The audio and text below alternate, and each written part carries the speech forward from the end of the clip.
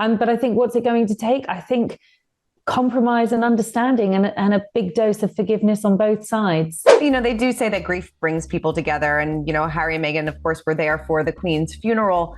Did that bring the family closer together? Were rifts healed? And, do you have any update on the status of their relationship now that they're back in California? Well, I think the funeral was an opportunity for a thawing of what had become an incredibly icy relationship, certainly between William and Harry. Of course, we saw them on that walkabout in Windsor, but I think any suggestion that there's been a long-term and meaningful reconciliation would be wide of the mark. I think there's a way to go.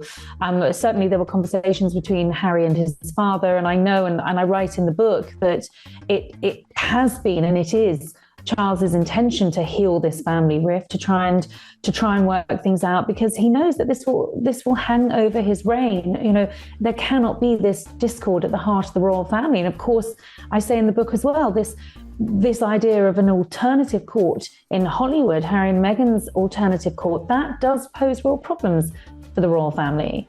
Mm-hmm. And especially Harry's book too. Do you see that as like a big threat to the royal family? Well, understandably, the royal family, the courtiers, their aides are concerned about this book. We've seen how damaging the couple's allegations can be. We know that they're not afraid to speak out. We know that Harry wants an opportunity to tell his side of the story. So yes, I think there is quite a palpable sense of tension and nervousness about this forthcoming autobiography, which we understand is, being largely rewritten in light of the Queen's death. But Harry and Meghan are not afraid of talking out. And, unfortunately for the royal family, when they do speak out, it's often with quite damaging repercussions for the royals. And particularly, as we've seen, for Charles. Mm-hmm. Like you said, Charles, he really wants to repair this relationship with his son. And are they talking on a more regular basis now? Yeah, I think it's fair to say that Charles and Harry are talking on a more regular basis. I think, as I said, the lead up to the funeral, those days when fortunately, Harry and Meghan were in the country, was an opportunity for there to be some conversations, and the King is very open to that. He loves his son. I'm told he loves his son. He's always loved his son, and he's determined to have him as a part of his life, and of course to see his grandchildren who are growing up on the other side of the pond as well. So I think it's not just in his interest as king and wanting there to be this sense of unity within the royal family. I think on a personal level, it's incredibly important to him as a father and as a grandfather. But I do think certainly between William and Harry, it's still strained. It's still very difficult. And as I say, there is some way to go. Mm-hmm. What do you think it would take to repair this rift? And, we've heard that possibly maybe they'll see each other when William and Kate come to Boston in December. Do you think that's a possibility? Well, I'm not sure, because, Boston and California geographically are not neighbours. It's not around the corner. It's not impossible, but it's a work trip, and I suspect that's not going to be the opportunity for a reconciliation. But I think what's it going to take? I think compromise and understanding and a big dose of forgiveness on both sides. Yeah. Do you think Kate will be the bridge maybe to the two? I think behind the scenes, I think Kate has very much played that role of peacemaker, and she, don't forget, and I explored this in the book as well, she had a really close relationship with Harry for a long time. I mean, he used to think of her as the sister that he never had.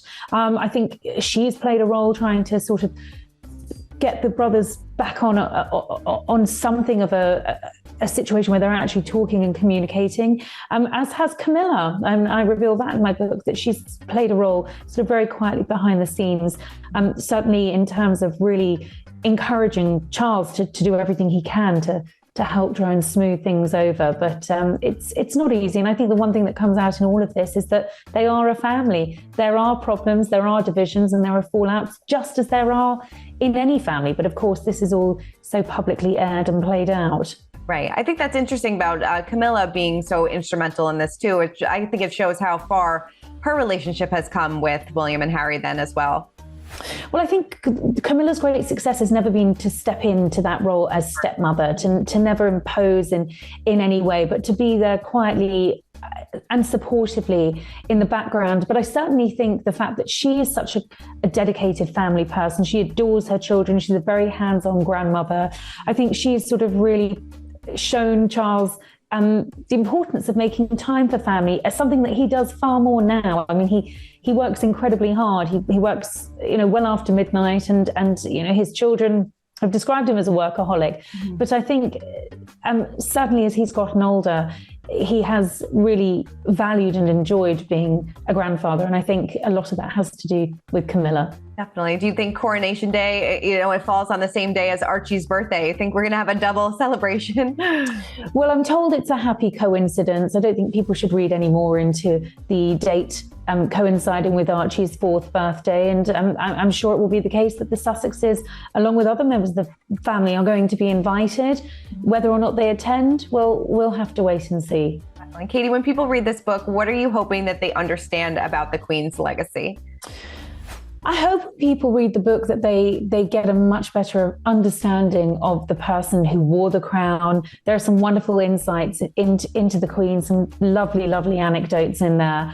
I hope they get a better understanding of the King as well. I hope that, I'm sure many, many people are going to watch The Crown. I hope that they watch it knowing that it is drama. I've spoken to people who've worked for Charles for 20 years, people who know him both in a professional and a personal capacity. And I think I shed new light. I think it dispel some of the myths about Charles and correct perhaps some of the untruths about him.